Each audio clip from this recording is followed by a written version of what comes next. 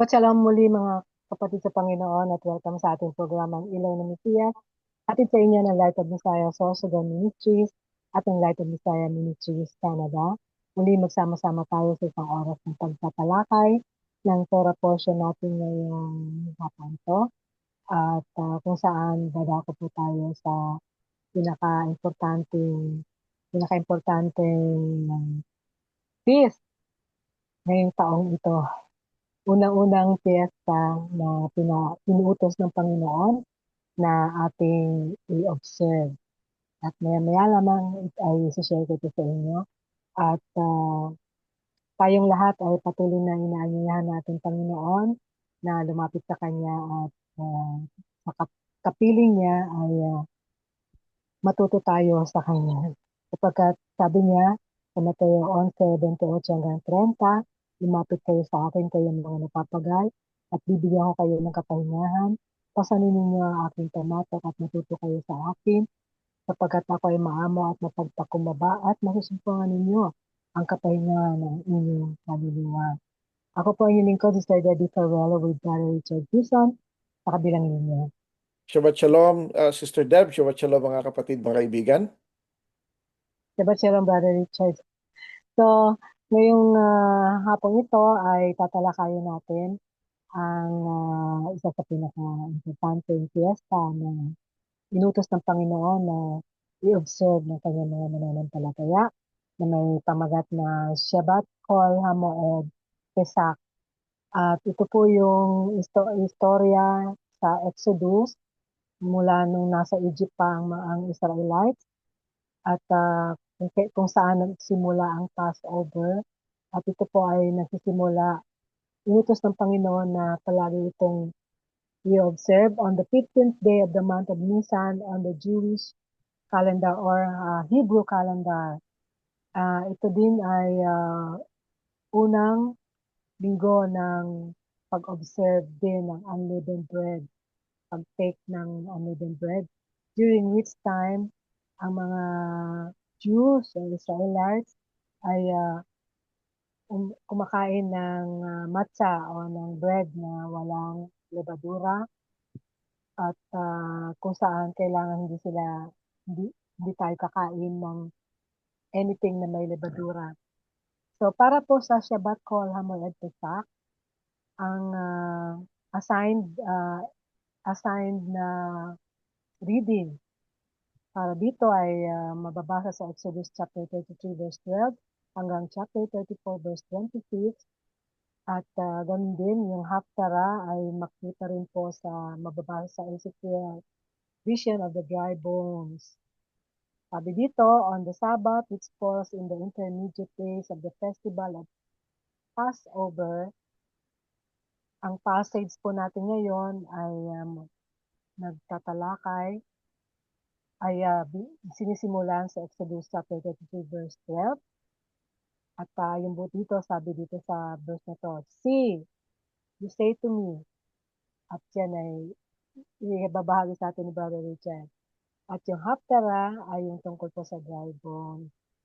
At in addition to this, may customary din po na including din po sa parang culture na rin, including sa culture ng mga believers, ang public reading ng Solomon's Song of Songs and Shabbat or HaMoed Pesach. Sige na, bago ko ibigay kay Brother Richard, i-lead muna niya tayo sa opening prayer.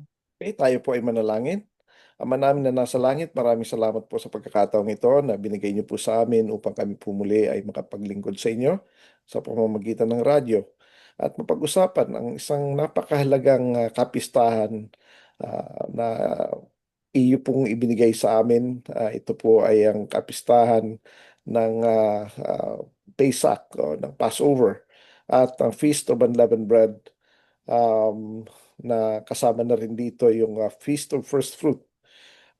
Panginoon, nawa ay mabiyayaan nyo ang inyong salita na ito'y may ihayag ng ayon sa inyong kalooban at ito ay makarating sa mga pusong uhaw na nagsasaliksik ng inyong katotohanan. Pagpalain niyo po ang inyong ministeryo, pagpalain niyo po ang radio station na nagbibigay sa amin ng kaparaanan na maihayag inyong salita. At nawa Panginoon na pagpalain ninyo ang inyong lingkod at ang mga kapatiran na nakikinig at makakapakinig ng inyong mensahe. Binabalik po namin sa inyo lahat ng papuri at pasasalamat sa pangalan ng aming Panginoong Yeshua. Amen.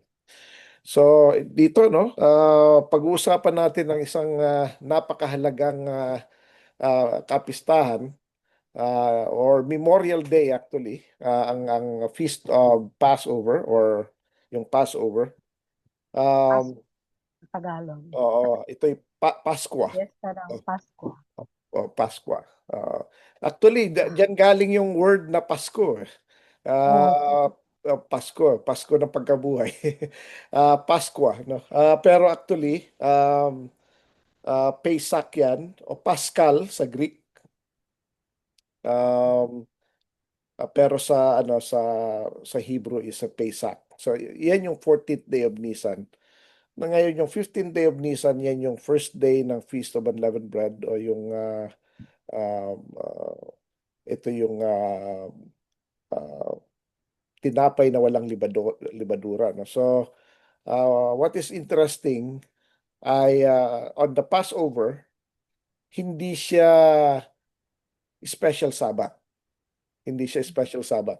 So, sa evening, nagse-celebrate ng Passover kasi nagsisimula ang cycle of days nagsisimula sa sundown. Galing yan sa Genesis na kung saan sinabi ron, and there was evening and there was morning the first day, and there was evening and morning and the second day. So ganun ang counting ng Bible. So at sundown, uh, yun ang 14th of Nisan. So ang simula niya is dinner time. Tapos the next day is Passover pa rin pero day. Pero yun working day yun. Pero pwede kang mag-leave pero hindi siya Mm. obligated na i-leave. Pero on the 15th, kailangan na kaya ano yun, holiday yun, special Sabbath. And 15th of Nisan, saka 21st of Nisan, yung first and Anong araw seventh yan, day. Brad? Anong Uh, araw? well, ngayon, well, kahapon, Yan. actually, kasi nagkataon lang na Good Friday din, kaya holiday din. Pero next week is Thursday. So from sundown ng Wednesday hanggang buong araw ng Thursday. So kung night shift ka, dapat di ka na mag-work ng Wednesday evening. Kung day shift ka, hindi ka na dapat nag-work ng Thursday. 'Yan ang ano ng Panginoon, ano? Utos ng Panginoon 'yan. Makikita 'yan sa Leviticus 23 and other verses, no. Ngayon, what is very interesting sa ano na ito, sa Passover, kasi itong feast na to ay although mas mahaba ang Feast of Unleavened Bread, naging common term na naging Feast of Passover. Naging eight, Nakasama parang na yun sa parang Passover. nagsama-sama na siya. Lumalabas yung first day is preparatory ng Passover, parang lumalabas ganun ano. Mm. Tapos yung Passover is yung Feast of Unleavened Bread na first day. Mm. Kaya medyo nagkakalituhan dyan. Tapos kaya parang 8 days din. Tapos on the 8th day or actually sa the 21st of Nisan ay special holiday din. Special Sabbath din. Pero kaya may controversial ano yan eh. Maski sa mga early Messianic writings, mayroong mga nagko-contest sila tungkol dyan. May mga 14th, may mga 15th. So nagiging argumento, no. Yan yung unang-unang recorded na tinatawag na Pascal controversy, no. Pero minor lang 'yon. Internal lang 'yon eh. May mga ibang believers na hindi Mm. 14th of Nisan tayo kasi ang mga karamihan sa mga Jews during the time and even today on the 15th ang ano nila, ang pag-observe nila 15th ng Nisan. Pero ang mga Qumrani community 14th, si Yeshua 14 din. Kaya sabi doon sa Bible, makikita mo parang preparation day. Preparation day. 'Yun ang ano ron, ano. Pero Pero parang ano yung tinatawag na bispera.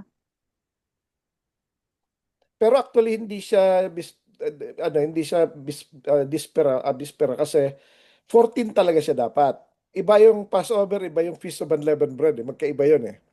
So, Akala ko, Brad, yung pag-start ng Passover, unleavened bread din ang start.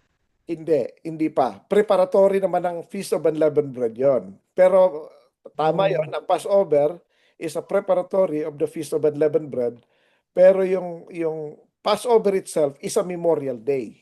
Doon Mm. ginaganap yung Passover meal. Ah, Tapos, mayroon din unleavened bread. pero meron ding unleavened bread. Wala lang. Oo, so doon na nagsisimula. Pero kung meron ka pang na-miss, okay pa yon, may next day ka pa. May Oo. one day ka pa. So, kaya ano eh. Again, controversial yan. Kinumand ng Panginoon na dapat i-observe on the 14th day. On the appointed day, which is 14th day. Pero in practicality, nung temple times na, kasi kailangan mo magkatay ng lamb, na 1-year-old lamb, right? So, pero sa dami ng tao, paano mo nun magagawa ng one day yon? So, kaya may mga iba nakakapag-observe na sa second day, ang iba sa third day. Kasi 500,000 yan sila eh. Ang daming tao eh. So, Mm. paano mo ma-accommodate yun? So, inalaw na rin ng Panginoon yon for that kasi talagang hindi naman kakayanin. Um, Noong panahon ng actual na Passover and the time nasa Egypt pa sila, kanya-kanya silang katay. Wala pang temple eh. So Mm. kaya they were able to do it in one day kasi every household has to do it. Pero Oo. nung nasa Yun temple yung ang system ano na eh, sila, ang isa. ang oh, ang instruction, hindi ka pwede mag-offer ng hindi sa temple. So, Mm. di ang dami nun, di ba? Pila-pila yun, haba ng pila yun, mula umagang. Kaya ang mga Levites and priests talagang all out sila during that time eh. Talagang busiest day nila yan, busiest week, no? Anyways, pero ang mga Qumranic, yun yung time, yun yung makikita natin sa Bible na nung nagpe-prepare na sila for Passover. Sabi ng Panginoon, sundan mo itong tao, may makikita ka may dalang banga. Sundan mo ito, kung saan siya pumasok, sabihin mo, doon kayo pumunta. Tapos sabihin mo, kailangan ng master namin ito, kailangan ng rabbi namin, si Yeshua nga. At ibibigay, Mm. papakita sa inyo upper room, tapos ano niya. Yung ano na yon, yung tao na yon, yung the way ang description niya, paano niya sineselebrate, kailan niya sineselebrate, at ano, is very yun sa mga scholars, is very Qumranic. Kasi ang Qumran lang nagse-celebrate ng 14 eh. Ang mga kaya nauuna na sila. Yung Mm. mga Essenes, nauuna sila ng 14, tapos susundan ng mga Pharisees saka Sadducees ng 15 hanggang 21 na yan. So, kaya nauunang kaya alam nila na ito Qumran ito. Isin itong tao ito. So si Yeshua rin, 14 din siya nag-celebrate. So kaya natin sineselebrate during that time, no? Anyways, another interesting na event dito, no? Kasi gusto kong explain na ang Passover ay may certain criteria, no? Unang-una, um, yung i-offer mo ay dapat 1-year-old sakto, saka walang defect. Tapos on the 10th of Nisan pa lang, pipiliin mo na siya. So pipiliin mo na siya, tapos dadalhin mo sa bahay mo, dapat perfect yon. Aalagaan mo siya and everything. Pagkakatayin mo na on the 14th of Nisan, hindi mo siya pwedeng palakarin. Dapat bit-bit mo siya. Kasi pag nasugatan niya, natapilok hindi na perfect. So, ano na yun, o naapakan sa dami ng tao, di ba? So, kaya binibit-bit nila yan.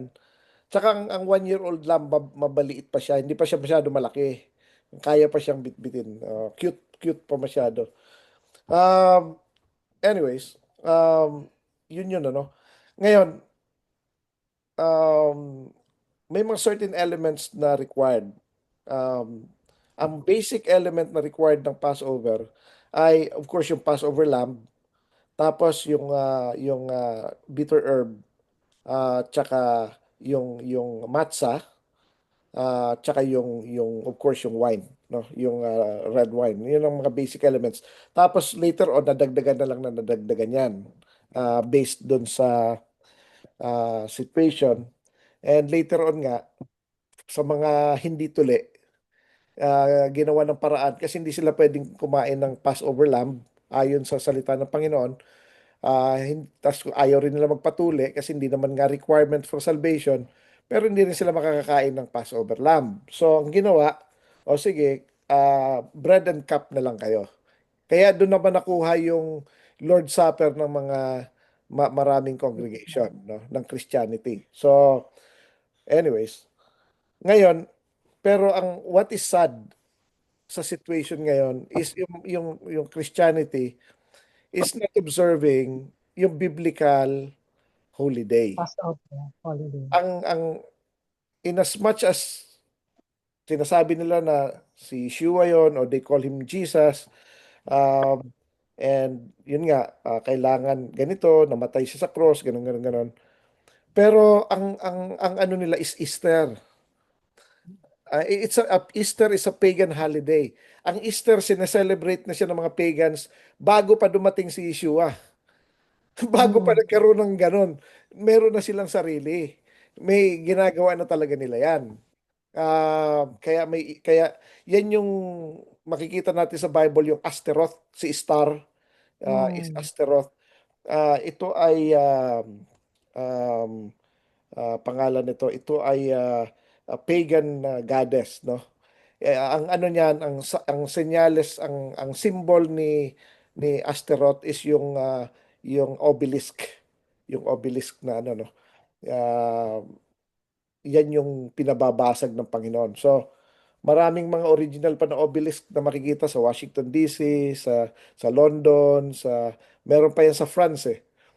Meron pa nga sa ano, meron din sa pangalan nito sa St. Peter's Church. Mga original yan na galing sa Mesopotamia, iba sa Egypt, Mesopotamia. So mga buo pa, no. Yung sa France, nung nakadalaw kami saglit sa France, talaga ando doon pa yung mga writings ng mga ano mga ancient times, yung ano talagang original pa talagang ando doon yung mga writings ng mga gods nila, no. So, anyways, um ang sineselebrate ng Christianity is Easter, which is pagan holiday siya. Ang biblical is Passover. Ngayon, sino ba ito si Asteroth? Sino ba ito si Star? Nanay siya ni Nimrod. Ngayon, apparently, yung asawa ni Asteroth namatay, tapos sinasabi niya na na resurrect through Nimrod. Si Nimrod, makikita natin yan sa Bible, siya yung a mighty hunter before the Lord. Actually, yung before is more of against the Lord. So, ano siya, he's acting like a king, like a god. Nag-exist siya before nagkaroon ng yung Tower of Babel. Yung Tower of Babel during the time bago mag Genesis 11 ay may iisang lingwahe lang ang mga tao, no? So, ngayon, ang lingwahe na yon, na-carry over pa yon galing sa first world. After the flood, iisa pa rin ang language. Ngayon, si Noah, si Shem, yung anak niyang si Shem, kasi righteous siya, tapos yung apo ni Shem, si Eber, ando doon sila sa Mount Moriah. Hindi sila kasama ni Nimrod nung ginawa nila yung Tower of Babel. Ngayon, nung kinonfuse yung language ng Panginoon, nagkaroon ng iba-ibang language, naghiwa-hiwalay na sila, si Nimrod, nag-rule siya sa Shinar, doon sa malaking area doon ng ano, no? Bali, technically, Iran yan ngayon eh. Part ng Iran.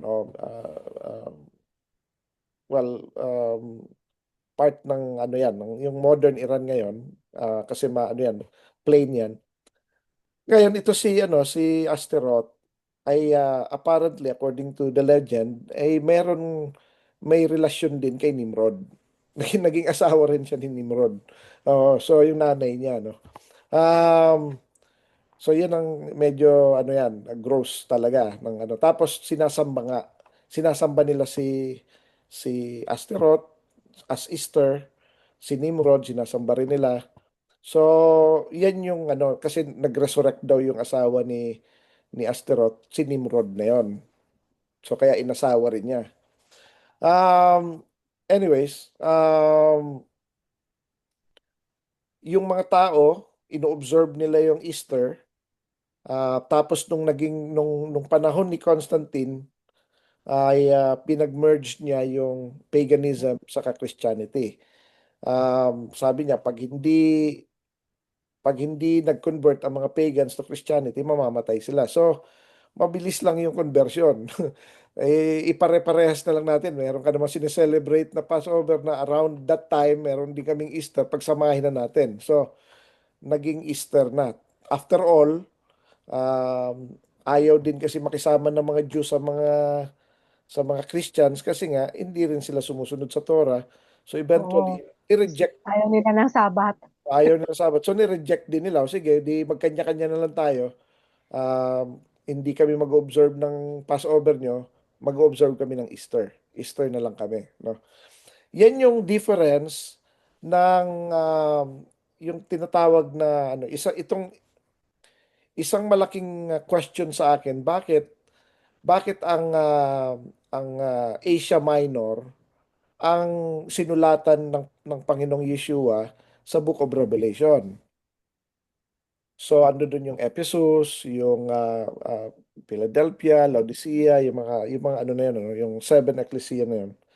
Bakit silang sinulatan? Samantalang ang Rome nag-i-exist na during that time. Napakalaking congregation ng Rome. Ang Alexandria, malaki rin sa Egypt. Mga scholars yung mga ano doon, mga talagang mga ano sila, mga intellectual. Ang Antioch, kung saan galing si Paul, is mga missionary yun. Hmm. Maraming lugar. Tapos ang Jerusalem that time wala na kasi na occupy na sila ng ano, winash out na sila ng Rome. Wala na. So at least man lang dapat yung Rome, yung Antioch, yung Alexandria, yung North Africa, malalaking mga congregations yun eh. Malalaking grupo yun eh, ng mga ano eh. Bakit Asia Minor yung maliit pa talaga, yung pinakamaliit ano?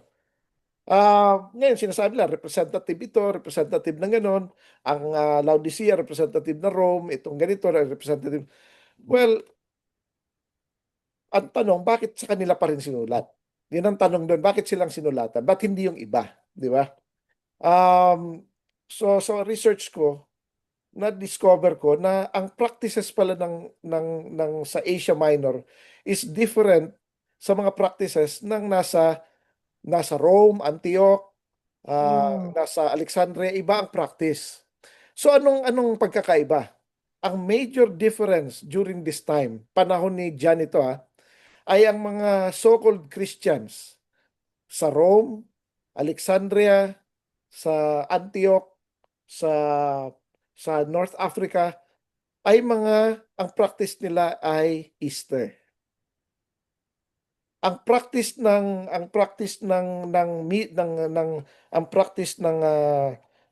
Asia Minor ay Passover. Paano ko nalaman to? Kasi ito yung second na Paschal controversy. Ito Hmm. yung panahon ni yung isang disipulo ni John na si Polycarp. At si yung Pope ng Rome that time, um, I forgot the name, pero nagtalo na sila tungkol doon. Ang sinasabi ng Pope ng Rome, sabi niya, inobserve namin ang Easter kasi ito yung tradition na pinas on sa amin ng mga elders. Yan pangwalo daw siya kay Peter. Pangwalo yung itong Pope na to kalimutan ko pangalan. So I'm sorry pero um, so Pangwalo pangwalo from pang eight Peter. from Peter. Yun ang claim niya. So si Polycarp is pangalawa lang kay disciple siyang direkta ni John the Beloved.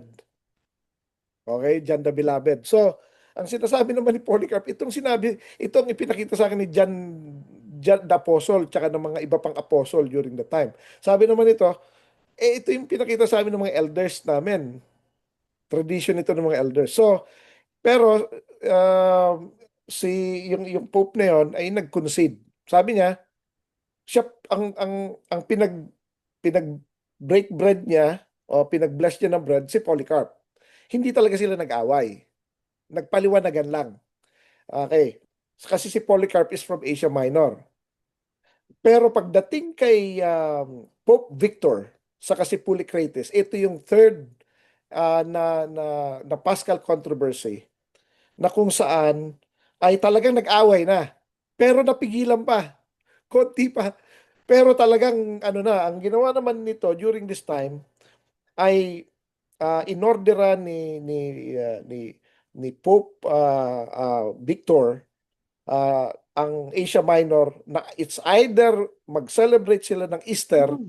or tatanggalin sila sa ano ano sila i-persecute sila, aalisin sila sa roster ng believers ng ano, wala na sila, kakat off sila. Oo.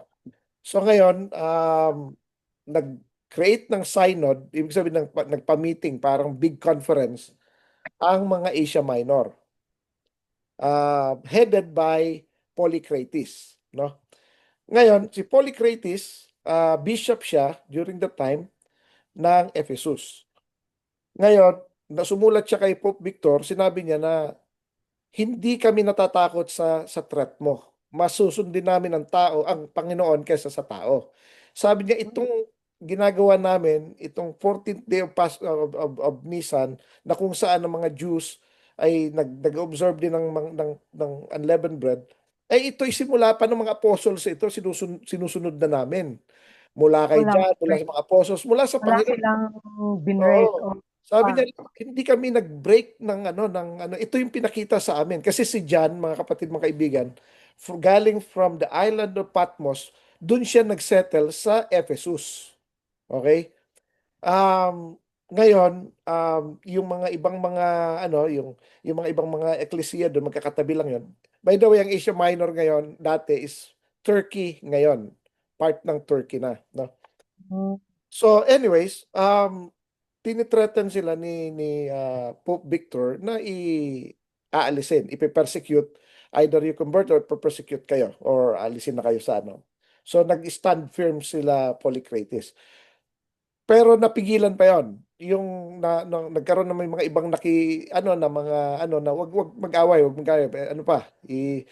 Pwede namang may peace, gano'n. Wag tayo mag-away, gano'n. So, napigilan si Pope Victor na wag i-terminate ang Asia Minor. Ngayon, pero panahon ni Constantine, in-enforce na.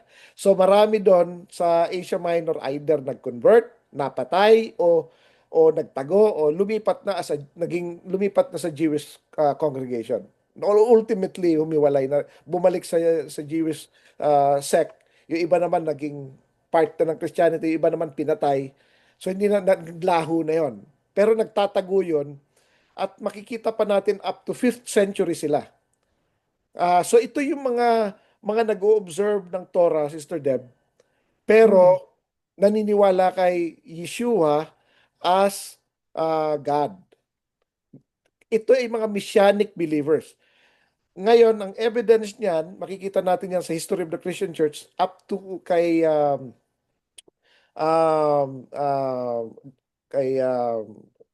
uh, sino ba itong Golden Tongue? Kalimutan ko pangalan. Isa sa mga Nicene Fathers, si nasa dulo ng dila ko, pero the Golden Tongue siya. Um, Sinabi niya na ang mga Jew daw ay nakahanda sa kanila yung impyerno. Pero Hmm. sabi niya yung mga Kristiyano, kuno, sabi niya, pero sumusunod sa Sabat saka sa Passover ng mga Jew, ilalagay pa sila sa pinakamainit ng impyerno. Mas masahol pa sa mga Jew ito. Parang tinakot pa sila. Oo, so um, yun ang ano, yun ang ano. Kaya, ibig sabihin, which is 5th century na ito, ibig sabihin, nag-i-exist pa mga Messianic during the time, patagulang. Ano lang, Mm. yung sikreto. So, ang Messianic belief, ang Messianic practices ay hindi ito bago lang. It has been like that from that time. Nawala lang ito because of persecution. Yung iba sumali sa Judaism, yung iba secretly nasa Christianity pero nag-observe pa rin. Mm.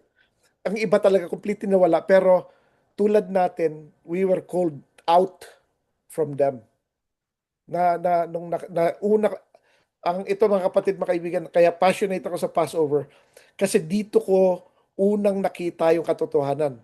Nung inexplain ito sa akin ng isang Good Friday na isang church gathering, may nag-explain, parang binuksan ng Panginoon ang mata ko tungkol sa Passover.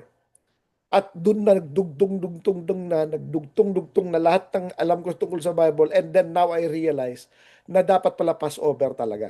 Hindi siya ano. So, anyway, going back doon, Hindi ang Biyernes Santo. ang mga ang mga um, ang mga eklesiya, kaya hindi ko binabanggit na church kasi church is not a biblical word. I'm sorry pero diyan pinatay si pangalan nito. Sino ba yung gumawa ng Bible? Marami akong nalilimutan pangalan ngayon. Anyways, um, dito pinatay ano dahil nga ayaw niyang palitan yung nung translate niya yung Bible ano. Mm. Hindi niya ayaw niyang palitan na church.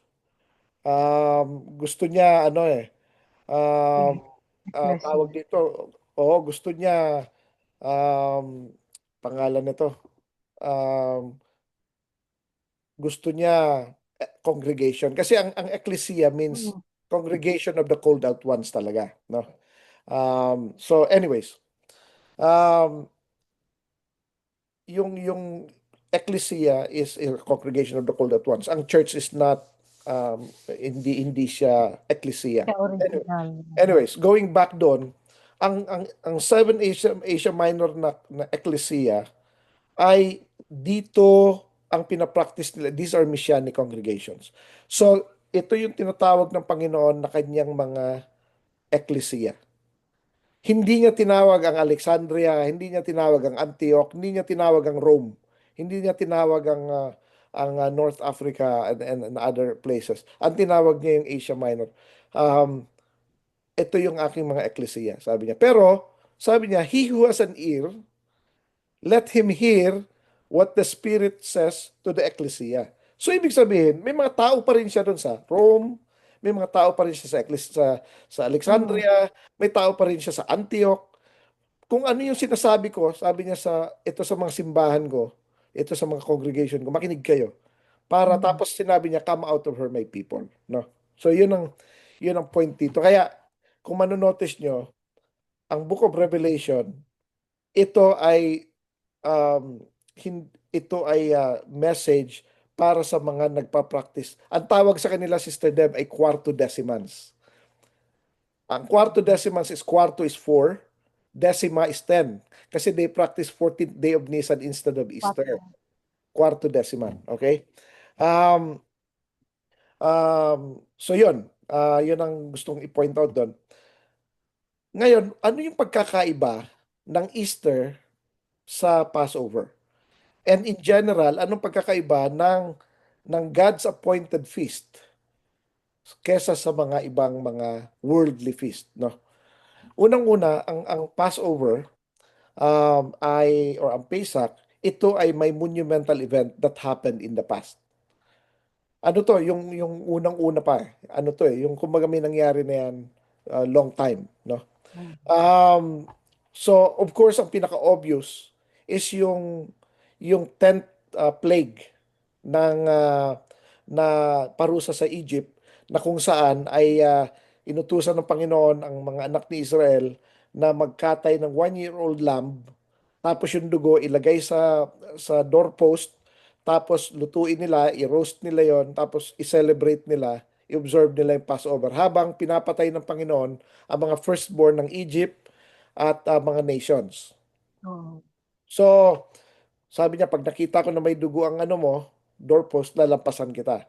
Um, Ngayon, what is interesting, ang Pesach, hindi talaga siya Passover, no?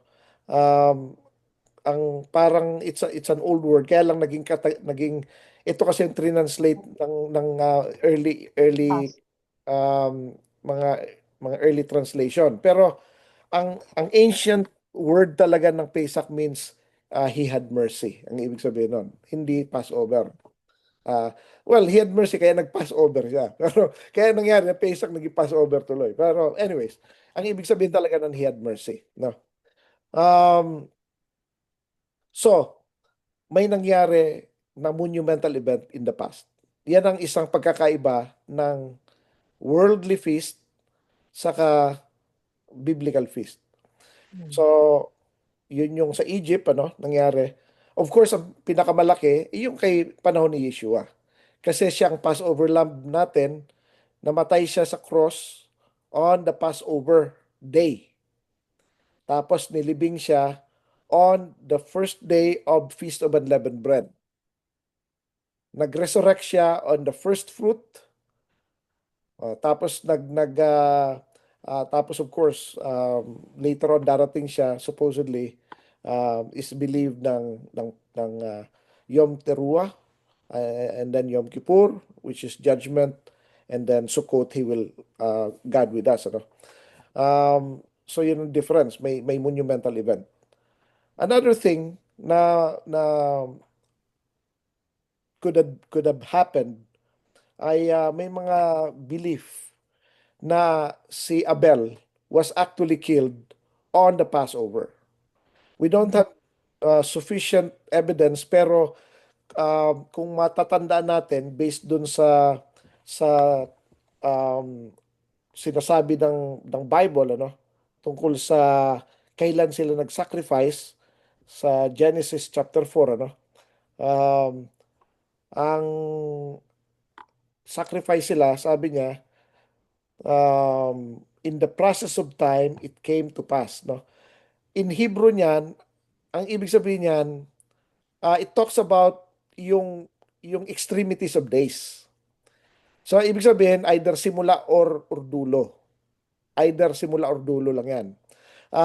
Ngayon, ang simula, of course, is believed to be beginning ng year, which is Nisan 1, which is Rosh Kedoshim. Ibig sabihin, first of the new moons.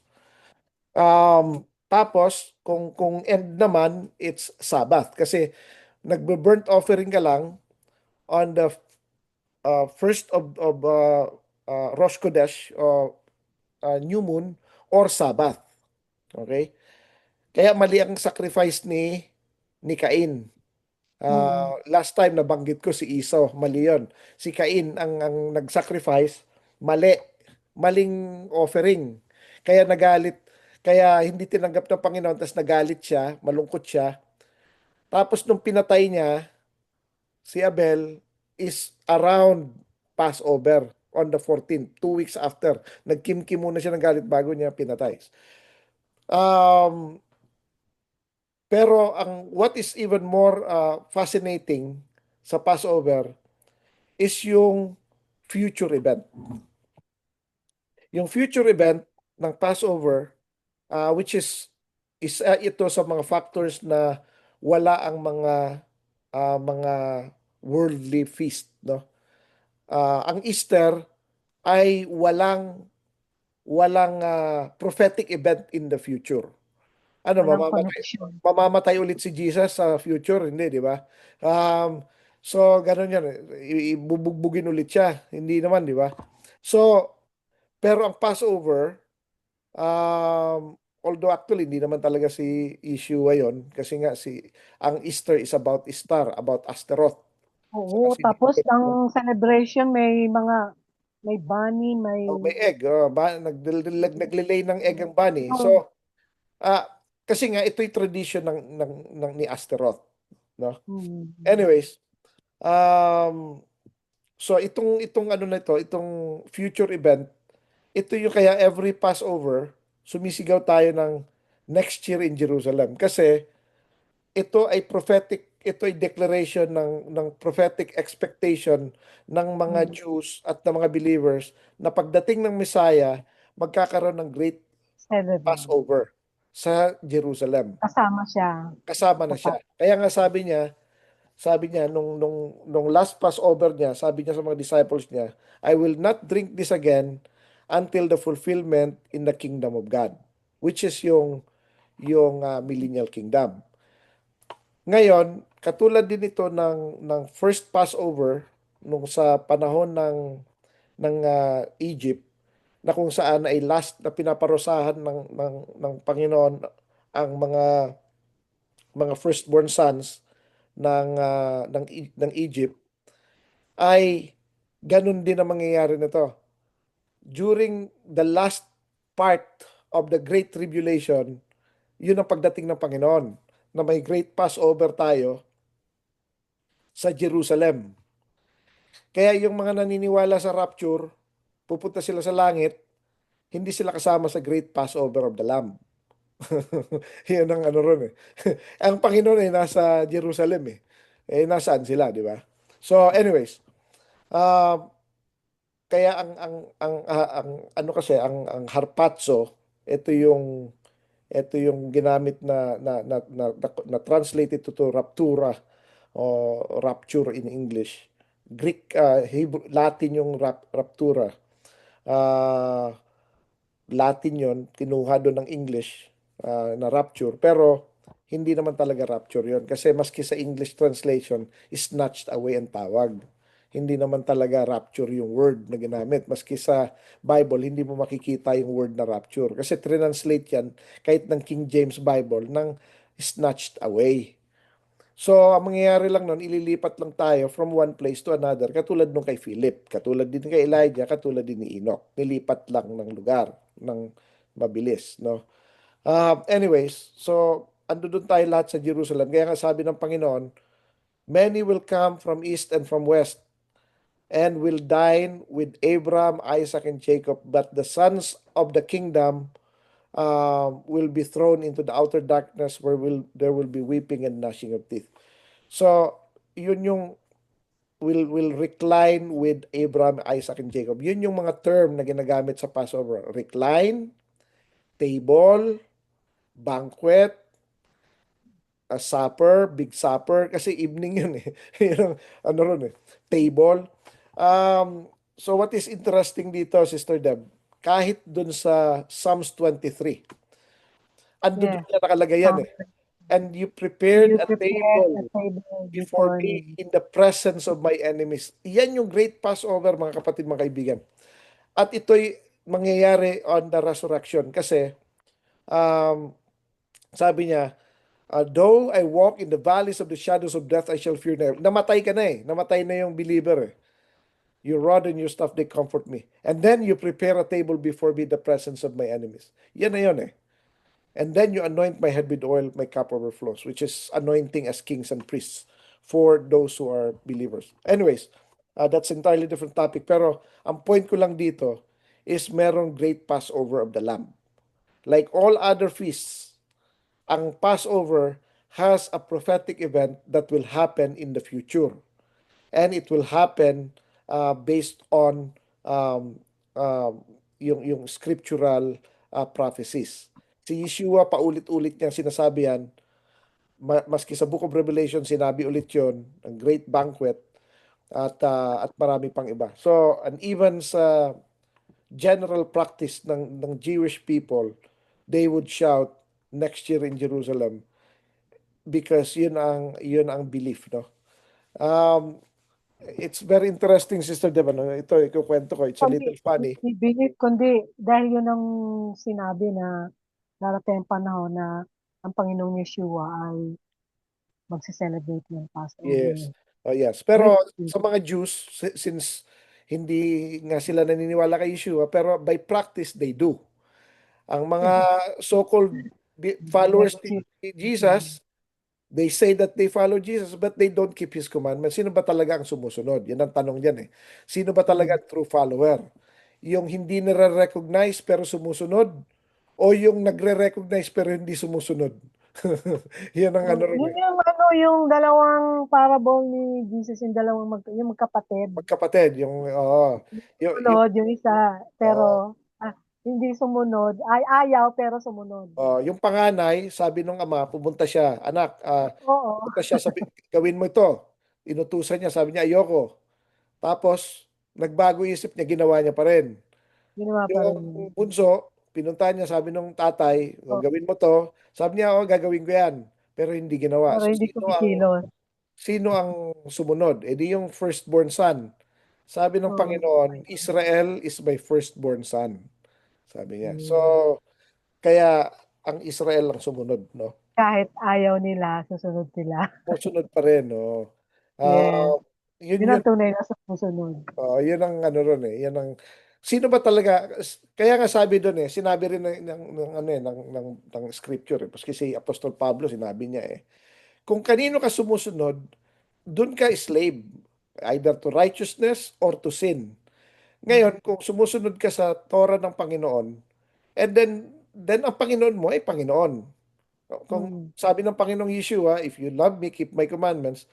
So alam natin na siya ay God, siya ay creator ng mundo, siya ay nag-exist from the foundation of the world. Therefore, siya ang giver ng Torah. Okay? So, yung commandment na sinasabi ng Panginoon ay yung Torah. No? Ngayon, kapag ang tao ay hindi sumusunod sa Torah, then iba ang kanyang Panginoon. Unfortunately. No? So, yun lang yun. Doon lang makikita kung sino ang Panginoon natin, kung sino ang sinusunod natin. It's as simple as that. No? Ngayon, balik tayo sa Passover. Ang Passover ay kailangan wala tayong kakainin na mga may libadura, no? For 7 days, no? At ito ay uh, yun ang isang mga utos. Aalisin natin lahat ng may libadura sa loob ng pamamahay natin. Kakain tayo hindi tayo kakain ng may libadura at kakain tayo ng tinapay na walang libadura. Lahat po ito ay patungkol sa prophetic event in the future. Again, yung Feast of Unleavened Bread ay merong monumental event na nangyari in the past. Una, ito yung time na nagkikerry sila wala na silang time na mag ano ng dough. Kasi nga, mabilisan na silang pinalayas. Kailangan na nilang escape. So, yung ano nila, yung dough nila ay naluto sa init. Ayun. Luto sa init, naging unleavened bread. Yun ang una, no? Pangalawa, for 40 years, yung manna is also unleavened bread. Okay? Mm. So, yan yung time na pinapakita, no? Yan yung monumental event in the past, no? Ano naman ang mangyayari nito sa future? Tatlo yan eh. Una, aalisin ang kasalanan. Sabi ng Panginoon, sabi ni John the Baptist "Look, the Lamb of God who takes away the sin of the world." So alisin niya yung may cause yung man of sin. Tandaan natin, singular yung sinabi. Kasi it's a person. Hindi yung mga kasalanan mo na gumawa ka ng ito, kasalanan mo gumawa ka. Hindi sins ang pinag-uusapan dito. Kundi yung sin, yung man of sin. Okay? So, aalisin yun. Kaya during the Feast of Unleavened Bread, inaalis natin lahat ng mga may libadura. Kasi yan prophetic na aalisin ang diablo, ang Antichrist, ang false prophet at si dragon at si Satan ikukulong for 1,000 years abyss, no? So walang mga demons, walang mga spiritual beings na magtutukso sa tao, no? Nag-cleansing the house. Yun ang una. Tapos hindi ka pwedeng kumain ng anything with leaven. Ibig sabihin hindi ka pwedeng magkasala during millennial kingdom. Bawal ang may kasalanan. Pangatlo, kakain ka ng unleavened bread. So ibig sabihin ang gagawin mo lang ay yung righteousness lang, yung Torah lang. Yung Torah lang. So yun ang gagawin mo. Bakit 7? Kasi it talks about perfection. 7 is a number of perfection, no? So yan yung mga prophetic event na mangyayari in in the future. Ngayon, what about the first fruit?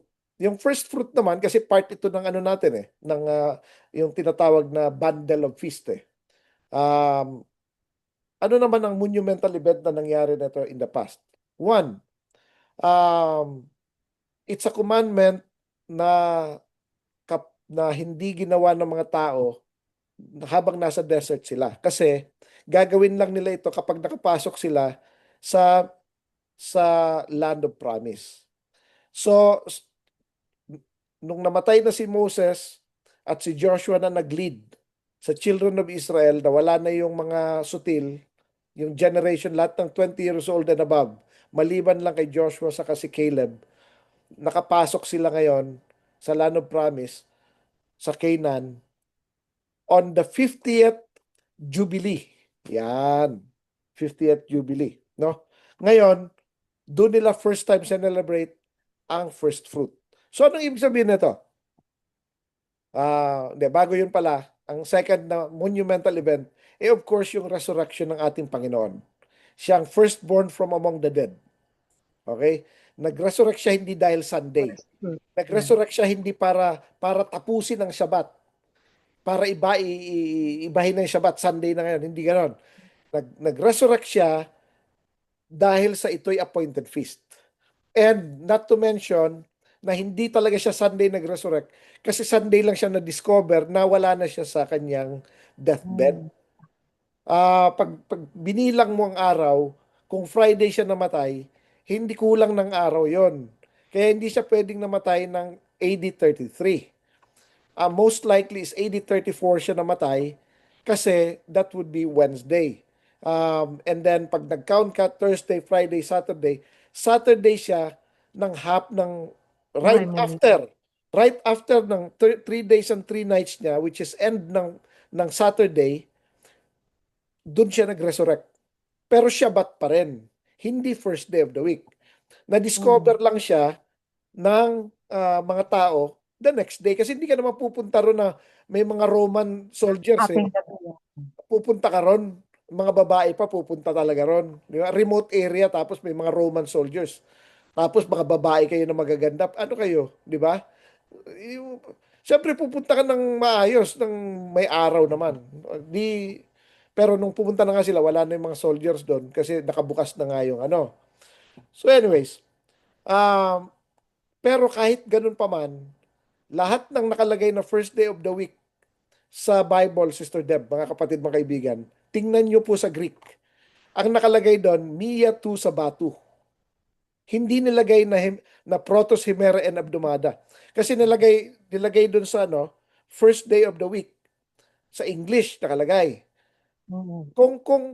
Kung ganun talaga, dapat sa Greek nakalagay Protos, Himera, and Abdomada. Dapat.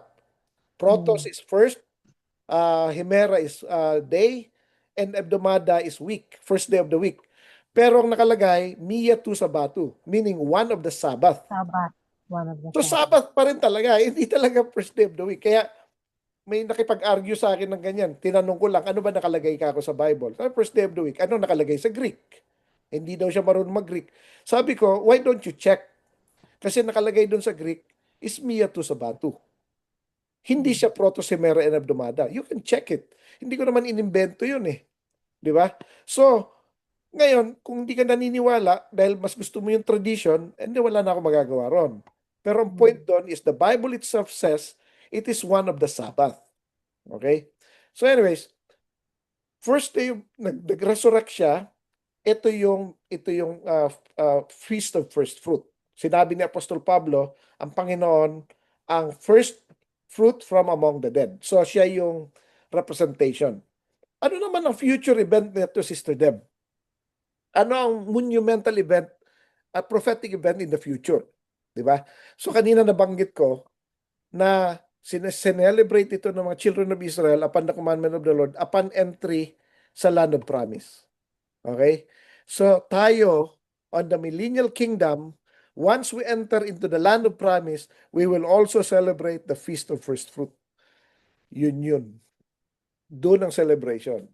So, Passover is great banquet of the Lamb with Abraham, Isaac, and Jacob. We will recline with them. Okay? Um, yung Feast of Unleavened Bread is the millennial kingdom. Inalis yung mga may libadura, inalis yung mga demonyo, mga dumi ng lipunan, mga dumi ng spiritual realm. Inalis, tinapon, o di ba? Ngayon, hindi pwedeng kumain ng kasalanan o ng may libadura dahil you cannot do any sin during millennial kingdom. Ang kakainin mo lang yung righteousness, which is Torah, no? And then, first fruit, yun ang celebration upon we enter the land.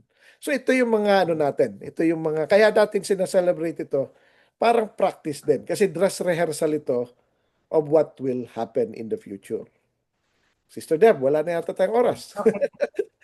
Okay, so napakahalaga na paulit-ulit nating pinag-aaralan ang tungkol sa Passover at dahil yun ngayon ang pinaka-event ngayong week na to, ay napakahalaga po na sundin natin yung utos ng Panginoon na observe natin ang Sabat, ang partaking of the unleavened bread for 7 days at sa, sa lugar ko wala akong ma-attenderan but then I will magjo-join ako online kila Brother Richard sa ano nila.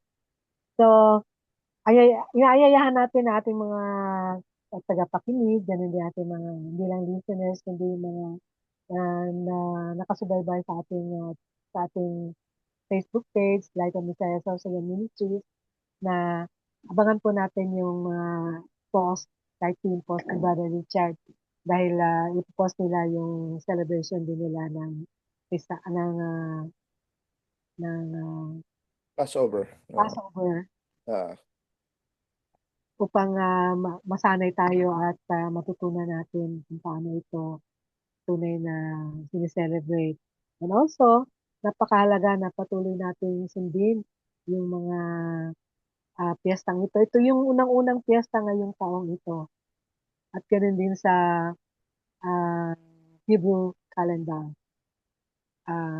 Pesach and then unleavened bread and then first fruit. Sunod-sunod ito. At ayon po sa Deuteronomy chapter 10 verse 12 to 13, kahalagahan po ng pagsunod sa Panginoon. And now Israel, what does the Lord your God require of you but to fear the Lord your God, to walk in all his ways, to love him, to serve the Lord your God with all your heart, with all your soul, to keep the commandments and statutes of the Lord which I am commanding you today for your good. So ang pagsunod po sa Panginoon ay hindi para sa ikabubuti ng Panginoon, kundi para sa ikabubuti natin and also for our safety habang nandito tayo na makikibaka sa buhay ng na nasa mundong ito. Okay. So, popost po natin ang ating tinalakay ngayon sa ating Facebook page, Light of Messiah Social Ministries, and also sa pinupost din ni Brother Richard sa Pinoy Messianic ang kanyang Facebook page. I-like po natin at follow us for more lessons at wag din po natin kalimutan ibahagi natin ang lahat ng ating natutunan sa pamamagitan ng pag-forward, pag-share na ating mga lesson sa Facebook page natin upang lalo mas marami pang tao ang makakilala sa tunay na Panginoong Yeshua HaMashiach at ganun din matutunan ang tunay na pagsunod sa Kanya. At balik natin kay Brother Richard para sa closing prayer and benediction. okay, tayo po ay manalangin. Ama namin na nasa langit, maraming salamat po sa time na gawa namin, na binigay niyo po sa amin upang maihayag ang inyong salita patungkol sa Passover at patungkol sa mga taong sumusunod, maging sa unang mga panahon, ng panahon ng mga Asia Minor, at hanggang ngayon, Panginoon, na faithfully na sinusunod ito ng inyong mga anak. Panginoon, nawa ipagpalain ninyong inyong salita na ito ay manahan sa mga pusong nagsasaliksik ng inyong katotohanan. Ibinabalik po namin sa inyo lahat ng papuri at pasasalamat Sa pangalan ng aming Panginoong Yeshua. Amen. At Amen. inutusan nga ng Panginoon si Moses na utusan si Aaron at kanyang mga anak na pagpalain ng Israel sa ganitong pamamaraan. Ibarakeka Adonai bishmerecha. Yaer Adonai panavelecha vikunecha. Isa Adonai panavelecha biyesem lecha. Shalom. The Lord bless you and keep you. The Lord make his face shine upon you. The Lord be gracious to you and give you shalom. So, tandaan po natin, patuloy po nating i-enjoy. Patuloy natin i-enjoy ang ating Sabat ngayon. At tandaan po natin ang taong sumusunod ang siyang tunay na nagmamahal sa ating Panginoon. Ako po yung lingkod, Sister Debbie Ferrello with Brother Richard Sison sa kabilang linya. Patuloy na bumabati sa inyo lahat ng Shabbat Shalom. Shalom.